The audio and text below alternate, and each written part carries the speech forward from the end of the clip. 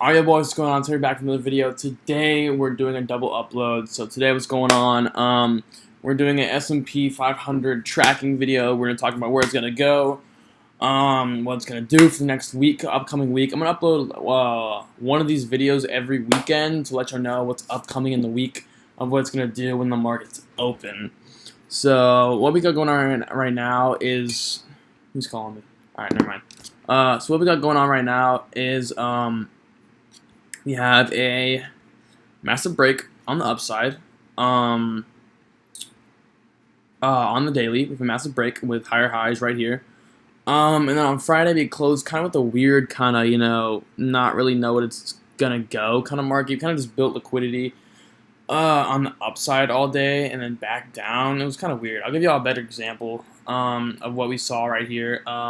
Let's go to 15-minute of what happened on Friday. So you can see what happened on Friday. Where's Friday? Right here.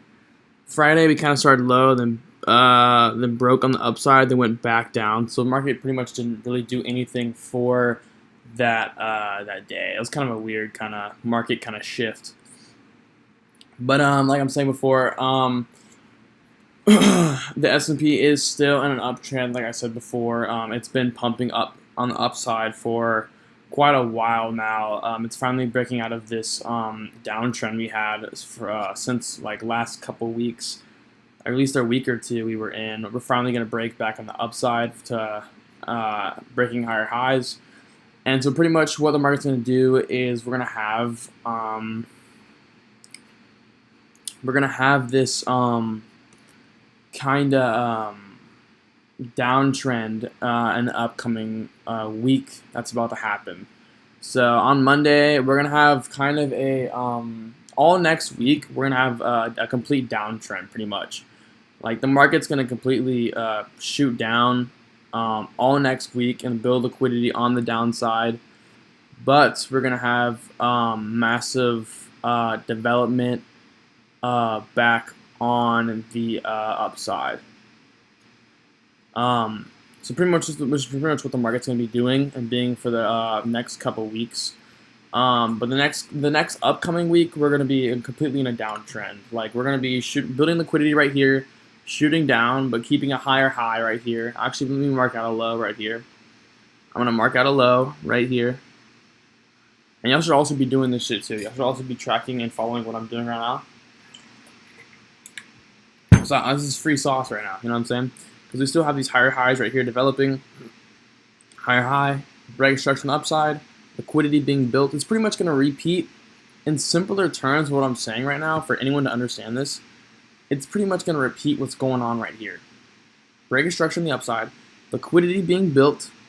It's going to break down, probably go up a little bit more, break down, and we're going to keep a higher high, and then we're going to have a massive break back onto the upside, create a new higher high, break down with a lower high, and back up. The same cycle is going to repeat since we're officially in an uptrend, since we broke these two highs right here with two developing candles on the upside. We have developing candles past higher highs. If you want to know if you broke a higher high or not, if you broke a high, or say you have a candlestick right here, you want it to pass this to confirm or confirmation with a line you drew with the high, wait till you have a full developing candle developing over it. Like that's a perfect way of explaining it. So pretty much we're waiting for a breakthrough from the downside, build liquidity back up. We're pretty much going to follow this pattern of what I drew out right here, but we're pretty much what it's going to be for a while of what's going to happen, and we're finally going to officially break over these highs I marked out too. That because I am swing trading, I'm a swing trader, and I'm marking out stuff that's going to happen in the future that take time to develop. And then we look at it from a daily perspective right here. I got my daily highs marked out. This is a temporary thing, we have two daily higher highs already. That should tell you something, dude. We have two daily higher highs already. Yeah, we're kind of in an uptrend. That should really establish and tell you where we are right now. And we can also look at it from a SPY perspective. Let's get a bigger screen here so y'all can see better. My gosh, but it looks terrible from y'all's perspective.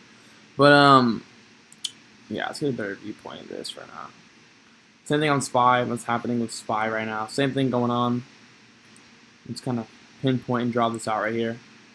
We're gonna break down here, keep a higher low, break above, above, above, and so on, go up. I'm gonna keep above.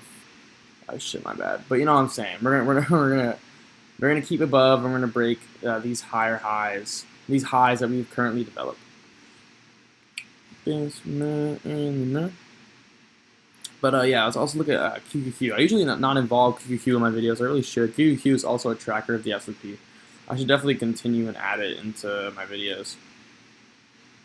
So yeah, QQQ is a perfect example of how we're in an uptrend right now.